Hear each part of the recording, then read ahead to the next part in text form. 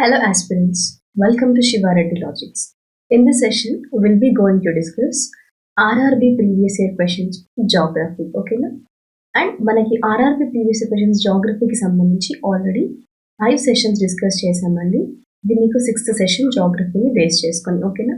So ఇలా మీకు subject వైజ్గా RRBకి సంబంధించి క్వశ్చన్స్ అనేవి డిస్కస్ చేసాము. ఆల్రెడీ మీకు నియర్లీ 50 క్లాసెస్ వరకు జరిగాయండి. లైక్ హిస్టరీ కానీ పాలిటీ అన్నీ కలిపి జనరల్ అవేర్నెస్ నుండి మీకు ఈవెన్ ఇంక్లూడింగ్ కంప్యూటర్ సబ్జెక్ట్ కూడా కంప్లీట్గా 50 క్లాసెస్ జరిగాయి. ఎవరైనా aspirants new to the classes అయితే just go back to the classes and attend those, ఓకేనా? ఈ సెషన్లో మనం స్పెషల్లీ జాగ్రఫీకి సంబంధించిన ప్రీవియస్ ఇయర్ క్వశ్చన్స్ మీ రైల్వే ఎగ్జామ్స్లో ఏ విధంగా అడిగారు, ఓకేనా? అండ్ ఏ ఏరియాస్ నుండి క్వశ్చన్స్ అనేవి రైజ్ అయ్యాయి అనేది మనం డిస్కస్ చేద్దాము, okay? And before going to start the session, small information. ప్రతి ఒక్కరు కూడా మన వీడియోస్ని అదర్ ఆస్పిరెంట్స్కి షేర్ చేయడానికి ట్రై చేయండి. And also don't forget to click the like button, ఓకేనా? And also do subscribe to our channel. Now let me start the session, okay? First question కి వెళ్దాము. From the given options, which country has the largest deposit of mica in the world? ఓకేనా? ప్రపంచంలో అత్యధిక mica నిక్షేపాలు ఏ దేశంలో ఉన్నాయి? India, South Africa, America, England అండి. So major of the mica deposits అనేవి ప్రపంచంలోనే ఏ దేశంలో ఎక్కువగా ఉన్నాయి, అత్యధికంగా ఉన్నాయి అంటే భారతదేశంలో అండి. ఇండియాలో అత్యధికంగా మైకా డిపాజిట్స్ అనేవి ఉన్నాయి. లార్జెస్ట్ డిపాజిట్స్ ఆఫ్ మైకా ప్రపంచంలోనే ఎక్కువగా ఉన్నవి ఏ దేశంలో అంటే ఇండియాలో ఉంది.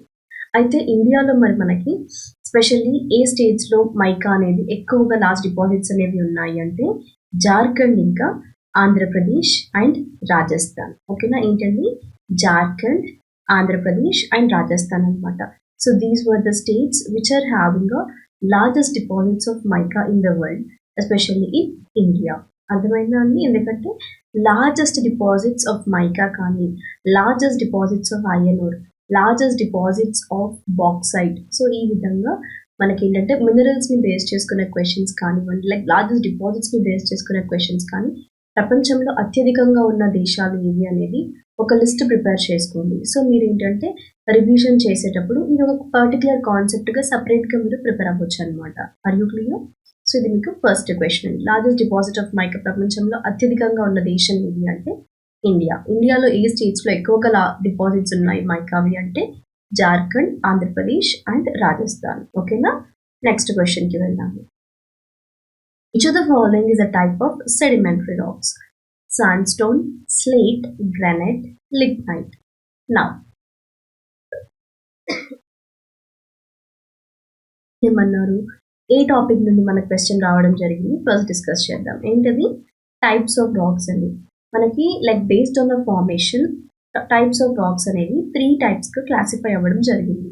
ఏంటంటే అవి igneous rocks, sedimentary rocks and metamorphic racks, అవునా? సో ఈ విధంగా క్లాసిఫికేషన్ అది based on their formation these types of racks were classified అనమాట. అయితే మీకు క్వశ్చన్స్ ఎలా అడుగుతారు అంటే maximum igneous rocks, sedimentary rocks and metamorphic racks యొక్క ఎగ్జాంపుల్స్ ఏవైతే ఉంటాయో సో వాటి బేసిస్ పైన క్వశ్చన్స్ అనేవి రైజ్ అవుతుంటాయి. అర్థమైందా? ఇక్కడ ఇచ్చిన క్వశ్చన్ కూడా అంతే. లైక్ కింద ఇచ్చిన ఆప్షన్స్లో సెడిమెంటరీ రాక్స్ ఏవి అనేది, ఓకేనా? దీంట్లో మనకి శాండ్స్టోన్ అనేది సెడిమెంటరీ రాక్ అవుతుందండి. Are you clear? అయితే వన్ థింగ్, శాండ్స్టోన్ జనరల్గా ఎలా ఫామ్ అవుతుంది, like sedimentary rocks type of rocks అనేవి ఎలా ఫామ్ అవుతాయి అంటే those are formed by the layers of sandy sediments అండి. Okay, that is compacted and as well as lithified అనమాట. So that layers of sediments ఏవైతే ఉంటాయో, Sandy sediments ఏవైతే ఉంటాయో సో శాండ్స్టోన్ అనేది ఫామ్ అవ్వడం జరుగుతుంది అనమాట. So that comes under the sedimentary rocks.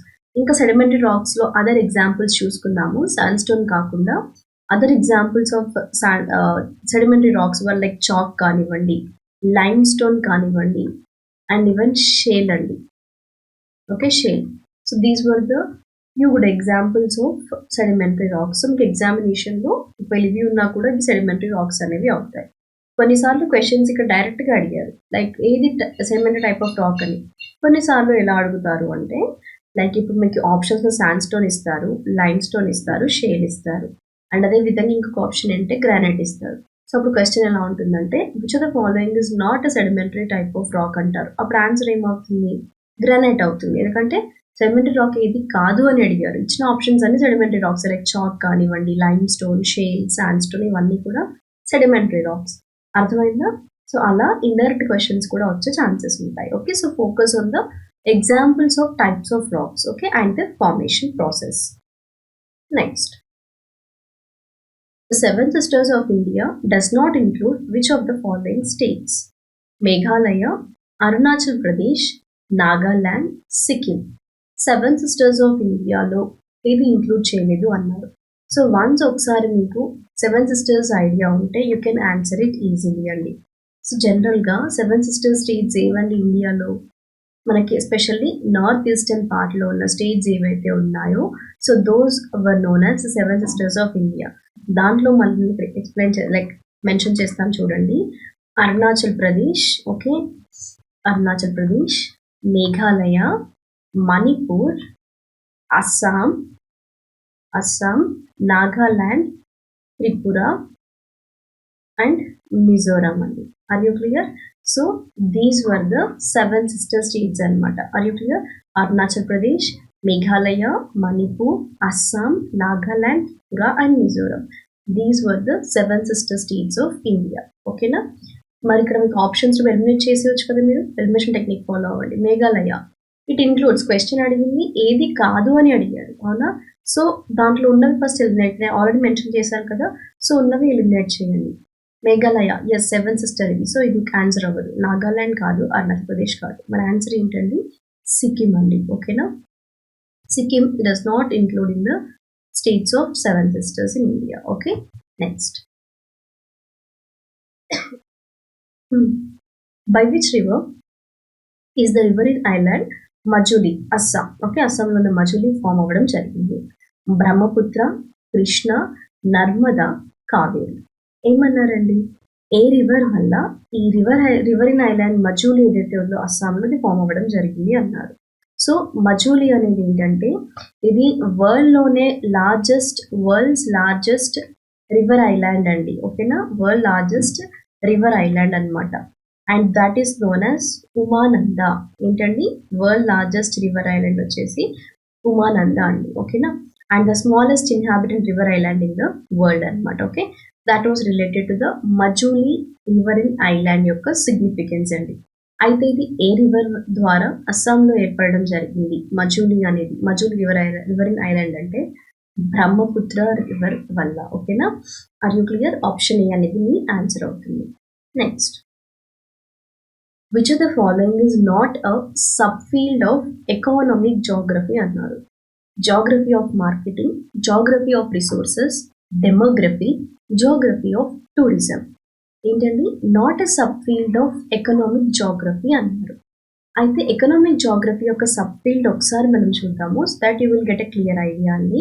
ఇక్కడ ఇచ్చిన ఆప్షన్స్లో ఎలిమినేట్ చేస్తాను. First thing, okay, geography of marketing, geography of tourism, geography of resources, and even other areas, geography of industries, okay na, and even geography of international trade.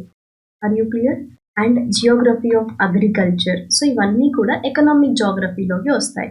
కానీ demography అండి, population సంబంధించి, ఇది economic geography కాదు. ఓకేనా? So not a sub field of economic geography అంటే demography is not a sub field of economic geography. Okay, but remaining all the rest will comes under the part of that means subfield of economic geography. ఓకేనా? So ఇక్కడ answer ఏమవుతుంది? Option C అనేది మీ answer, ఎందుకంటే ఏది కాదు అని అడిగారు. ఓకేనా? Next, the cultivation of high value of crops such as vegetables, fruits and flowers is called as. కూరగాయలు, పండ్లు మరియు పువ్వులు వంటి అధిక విలువ గల పంటలను సాగు చేసేదాన్ని ఏమని అంటారు? ఆ cultivation horticulture, apiculture, sericulture or else sericulture అండి. సో ఇక్కడ మీరు చూసుకోవాలి, cultivation of high value crops with vegetables, fruits, flowers ఏమంటారు అంటే which is all related to horticulture అండి. ఓకేనా? హార్టికల్చర్ అంటే మనం కూరగాయల్ని పండించడం కానీ, ఫ్రూట్స్ పండించడం, ఫ్లవర్స్ని పండించడాన్ని హార్టికల్చర్ని రిప్రజెంట్ చేస్తారు. అయితే ఎపికల్చర్ వచ్చేసి సైంటిఫిక్ రేరింగ్ ఆఫ్ హనీ బీస్ అండి. ఓకేనా? Scientific rearing of honey bees అనమాట. అండ్ పిసికల్చర్ వచ్చేసి which is related to the artificial means అండి, nothing but like breeding breeding, rearing and transplantation of fish అండి by the artificial means, that is called the pisciculture. మరి sericulture అంటే which is nothing but the production of raw silk అండి. Especially by silk వామ్స్తో ఏదైతే రా సిల్క్ని production జరుగుతుందో దాన్నే sericulture అని అంటారు. ఓకేనా, ఇది సిల్క్ వామ్స్కి సంబంధించింది. Okay, silk worms like domestic silk worms ఏవైతే ఉంటాయో సో వాటి ద్వారా ప్రొడక్షన్ ఆఫ్ రా సిల్క్ అనేది జరుగుతుంది. సో దాన్ని సెరికల్చర్ అని పిలుస్తారు. ఇక్కడ మీకు అర్థమైంది కదా, రిమైనింగ్ అన్నీ కూడా నోట్ చేసుకోండి. ఇవి జాగ్రఫీ పార్ట్ ఆఫ్ వ్యూలో యూజ్ అవుతాయి, లేదంటే స్టాటిక్ పార్ట్లో కూడా మీకు ఇది యూజ్ అవుతుందండి కాన్సెప్ట్ అనేది. Right, let me move into the next question. Which of the following states does not share the land boundaries with Nepal? Jharkhand, West Bengal, Uttarakhand, Bihar. Okay, so ఇక్కడ మనకి నేపాల్తో షేర్ చేసుకొని ల్యాండ్ బౌండరీ ఏది అని అడిగారు. ఒక క్వశ్చన్ చూడండి, not share, does not share the land boundary with Nepal అన్నారు. దట్ ఈస్ జార్ఖండ్ అండి. జార్ఖండ్ అనేది నేపాల్తో ల్యాండ్ బౌండరీ షేర్ చేసుకోదు. అయితే ఈవెన్ మరి జార్ఖండ్ అనేది ఏ అదర్ స్టేట్స్ ఆర్ కంట్రీస్తో లైక్ షేర్ చేసుకుంటుంది ల్యాండ్ బౌండరీ అంటే, Jharkhand share its boundaries with the states like Bihar, Uttar Pradesh and even Chhattisgarh and Odisha అండి. ఓకేనా, and even West Bengal. Are you clear? So these share with the states. Are you clear? But not with the country called Nepal. So Nepal తో west Bengal, Bihar, Uttarakhand ఇవి share చేసుకుంటే except Jharkhand అండి. So కింద ఇచ్చిన options లో మీకు జార్ఖండ్ అనేది ల్యాండ్ బౌండరీ షేర్ చేసుకోదు నేపాల్తో. ఓకేనా, సో ఇక్కడ మీరు చూసుకోవాల్సింది ఏంటి, ఇండియాస్ నైబరింగ్ కంట్రీస్ అండ్ వాటి యొక్క ల్యాండ్ బౌండరీస్ ఏవైతే షేర్ చేసుకుంటున్న స్టేట్స్ ఉన్నాయో ఒకసారి ఇండియా. ఓకేనా, Indian states shares the land boundaries with the neighbouring countries అనే కాన్సెప్ట్ని చూసుకోండి. సో మీకు ఇది ఫర్దర్ మీ ప్రిపరేషన్లో యూజ్ అవుతుంది. Okay, next, which of the following is not a river of Himalayan origin? Jhelum, Mahanadi, Yamuna, Ganga. ఏమన్నారు, హిమాలయన్ ఆరిజిన్ నుండి లైక్ మనకి ఏర్పడని రివర్ ఏది అని అడిగారు. ఓకేనా, ఏర్పడింది కాదండి, ఏర్పడనిది. ఓకేనా, నా ఆన్సర్ ఏంటంటే మహానది అండి. Mahanadi is not a river of Himalayan origin. అదే జీలం, యమున, గంగా ఇవన్నీ కూడా హిమాలయన్ ఆరిజిన్ రివర్సే అండి, ఎక్సెప్ట్ మహానది. ఓకేనా, and now then moving to you can consider here the major Himalayan rivers ఏంటి అంటే స్పెషల్లీ ఇండస్ రివర్ అండి. ఇండస్ రివర్ కానీ, గంగా రివర్ కానివ్వండి, బ్రహ్మపుత్ర రివర్ కానివ్వండి, ఇవన్నీ కూడా హిమాలయన్ ఆరిజిన్ రివర్స్ అనమాట. అండ్ మేజర్ పెనిన్సులర్ రివర్స్ అనమాట. ఈ మహానది కానివ్వండి, గోదావరి, కృష్ణ, కావేరి. సో ఇవే రివర్స్ అండి.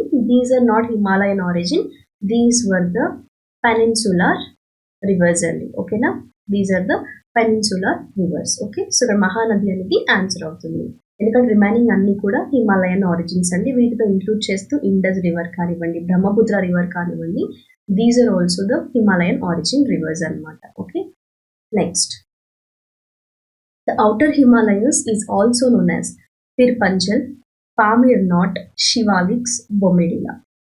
Now you can consider here మనకి పిర్పంజల్ కానివ్వండి, పామిర్ నాట్ అన్నారు, బొమ్మిడిలా అన్నారు. సో ఇందులో పిర్పంజల్ ఏంటండి, so which is considered as the ranges అండి, the largest ranges in the lesser Himalayas. అయితే ఔటర్ హిమాలయస్ని ఏమని అంటారు అంటే శివాలిక్స్ అని పిలవడం జరుగుతుంది. Okay, Shivalik hills are Shivaliks also known as the outer hills అండి. ఓకే, మరి లెస్సర్ హిమాలయస్ ఏంటి, పిర్పంజల్. ఓకేనా, లెస్సర్ హిమాలయస్ వచ్చేసి పిర్పంజల్స్ అండి. అండ్ దెన్ పామిర్ నాట్ అన్నారు కదా, సో యాక్చువల్గా ఈ పామిర్ నాట్ ఏంటంటే లైక్ డిఫరెంట్ ట్రిబ్యూటరీస్ని కనెక్ట్ చేస్తుంది.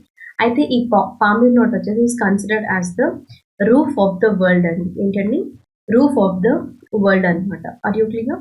అండ్ బొమ్మిడిలా ఇదేంటండి, passes, important passes in India. ఒకసారి కాన్సెప్ట్ జాగ్రఫీలో చాలా ఇంపార్టెంట్. సో ఇంపార్టెంట్ పాసెస్లో one of the important passes Bomdila pass. ఇది ఏ స్టేట్లో అండి, which is in Arunachal Pradesh. ఓకేనా, బొమ్మిడిలా పాస్ అనేది ఎక్కడ లొకేట్ అయింది, మనకి అరుణాచల్ ప్రదేశ్లో లొకేట్ అవ్వడం జరిగింది అనమాట. Are you clear?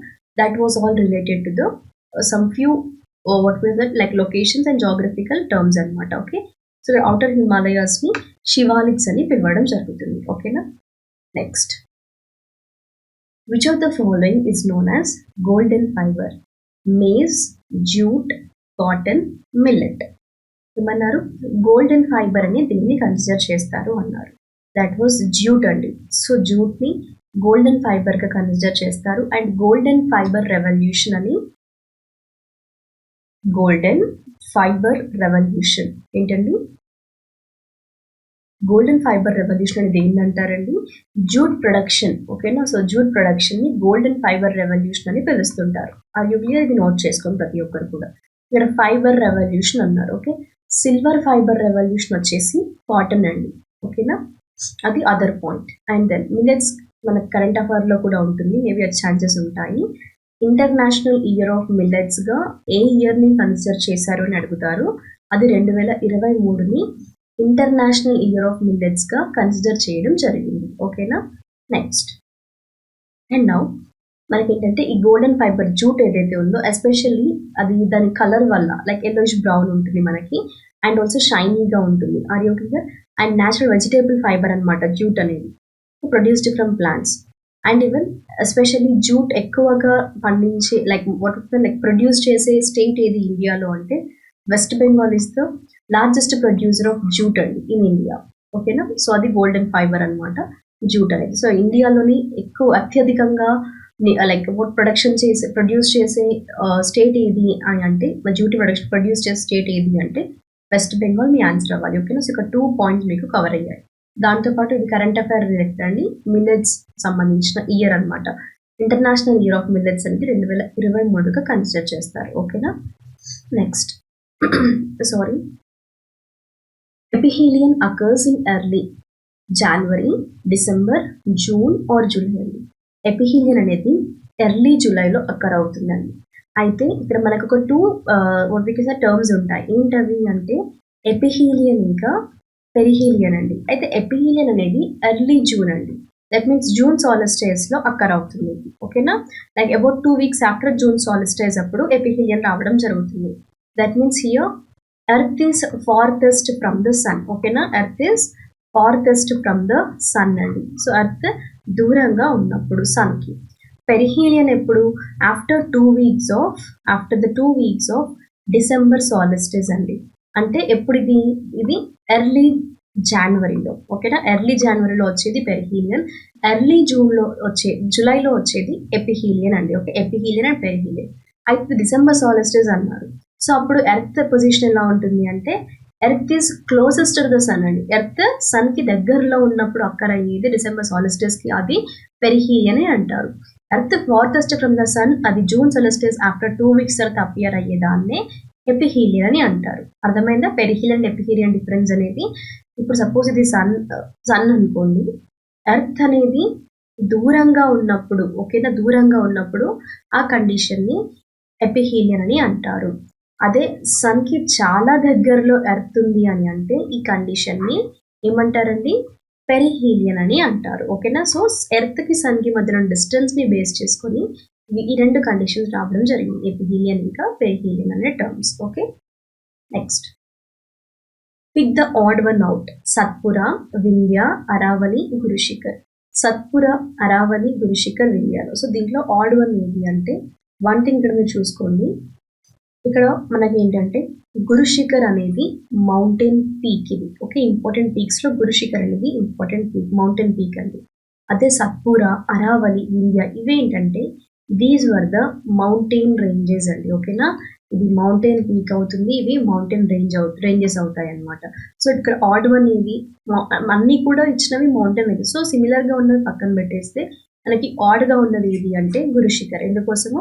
That is mountain peak అండి. ఓకే, సో దట్ వాస్. ఇలా కూడా మీకు క్వశ్చన్స్ అనేవి వస్తాయి. అంటే సింపుల్గా టర్మ్స్ ఐడియా ఉండకుండా అవి మౌంటైన్ రేంజెసా, మౌంటైన్ పీక్సా, పాసెసా అనేది కూడా మీకు క్లియర్ ఉండాలి. సో ఇలా కూడా ప్రీవియస్గా మీకు ఆర్ఆర్బీ ఎగ్జామినేషన్లో జాగ్రఫీ నుండి క్వశ్చన్ అనేది రైజ్ అయింది. ఓకేనా, so focus on this particular type of questions. Next, where does the Brahmaputra river originate అండి? గంగోత్రి, గౌముఖ్, సోలామో lake or lake Mansarovar.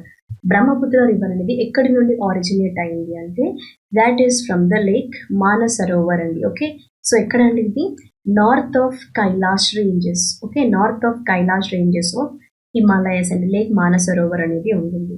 So this are elevation of 5,150 meters just south of Congo south side, flows the total length of 2,900 kilometers అండి. ఇండియాలో 916 kilometres flow అవుతుంది Brahmaputra river అనేది. ఓకేనా. So ఇది ఎక్కడ నుండి ఆరిజినేట్ అయిన బ్రహ్మపుత్ర రివర్ అంటే లేక్ మానసరోవర్ నుండి ఆరిజినేట్ అయింది, north of Kailash ranges of Himalayas. ఓకేనా. That was related to the Brahmaputra river originates. Okay, I think session మీకు క్లియర్ కదండి. సో ఇక్కడ మీరు జనరల్గా మీకు ఏంటంటే బేసికల్గా క్వశ్చన్ డిస్కస్ చేసేది ఎందుకోసము అంటే మీకు ఒక అనాలిసిస్ రావాలి. ఎక్కువగా మనల్ని ఏ ఏరియాస్ నుండి క్వశ్చన్స్ అడుగుతున్నారు, ఓకేనా, ఏ ఫార్మాట్లో క్వశ్చన్స్ అడుగుతున్నారు అనేది. ఇప్పుడు సింపుల్ ఫార్మాట్ ఇది మీకు, అంటే మీకు జస్ట్ ఆ నేమ్స్ ఇచ్చారు, దాంట్లో ఆడ్ వన్ ఏది అన్నారు, వాటి లొకేషన్స్ కూడా అడగలేదు మిమ్మల్ని. దాంట్లో డిఫరెంట్గా ఉన్నది ఏది, అన్ని మౌంటైన్ రేంజెస్ అయితే ఓన్లీ గురుశిఖర్ మాత్రమే మౌంటైన్ పీక్. సో ఇలా నేమ్స్ కూడా మీకు క్లియర్గా ఐడియా ఉండాలి. ఓకే, అండ్ వాటితో పాటుగా ఎపిహీలియన్ పెరిహీలియన్ ఇది ఏంటి అసలు, ఓకేనా. సో ఎర్త్ సన్ డిస్టెన్స్ని బేస్ చేసుకుని మనకి ఈ రెండు టర్మ్స్ అనేవి రావడం జరిగింది. ఎపిహీలియన్ ఎప్పుడు ఒక్కర్ అవుతుంది అంటే మనకి ఎర్లీ జూలైలో, పెరిహీలియన్ వచ్చేసి ఎర్లీ జనవరిలో. ఓకేనా, that was related to aphelion and perihelion concepts. Golden fibre revolution తెలుసుకున్నారు కదా, జ్యూట్ అనేది. ఔటర్ హిమాలయస్ని శివాలిక్స్ అని అంటారు. మహానది అనేది peninsular river, this is not the Himalayan origin అండి. అండ్ ఇండియన్ స్టేట్స్ ఏవైతే ల్యాండ్ బౌండరీస్ నైబరింగ్ కంట్రీస్తో షేర్ చేసుకుంటున్నాయో ఆ స్టేట్స్ అన్ని ఈజీగా గుర్తుపెట్టుకునే విధంగా మీరు if it is possible tricks ఏమైనా తీసుకోండి. ఓకేనా. Next different cultures and like మనం సాగు చేసే పంటలని ఒక్కో దానికి ఒక్కొక్క నేమ్ ఇస్తారనమాట. ఏపీ కల్చర్ అంటే ఏంటి, సెరికల్చర్ అంటే ఏంటి, హార్టికల్చర్ ఏంటి అనేది కూడా. ఓకే, సో ఇక్కడ మన క్వశ్చన్ హార్టికల్చర్ సంబంధించి ఏంటది, cultivation of vegetables, fruits and ఫ్లవర్స్ని హార్టికల్చర్ అని అంటారు. నెక్స్ట్ ఎకనామిక్ జాగ్రఫీలో సబ్ ఫీల్డ్ కానిది ఏది అన్నారు, demography, which is all about the population and demography అనేది. నెక్స్ట్ రివరిన్ ఐలాండ్ మజులి అనేది వరల్డ్లోనే లార్జెస్ట్ రివర్ ఐలాండ్ అనమాట, Umananda. Okay, that was originated from the Brahmaputra river. Seven sister states ఏమో కూడా ఒకసారి చూసుకోండి, నేను ఇక్కడ మెన్షన్ చేశాను మీకు ఆల్రెడీ. సో క్వశ్చన్ ఏమన్నా not including the seven sister states అంటే 6 types of rocks based on the formation, అవి 3 టైప్స్గా డివైడ్ అవుతాయి, igneous, sedimentary and metamorphic. What example just refer చేయండి. And largest deposits of few minerals in India, స్టేట్స్ని ఒకసారి మీరు note చేసుకోండి. ఓకేనా. So this is our today's class. I hope you are clear with the concepts and the questions, right. Still ఇంకా మీకు ఏమైనా doubts ఉన్నాయి అంటే కమెంట్స్లో మెన్షన్ చేయండి. I'll be going to your comments. Okay, thank you guys. Will be going to meet in the next session. Until that stay tuned.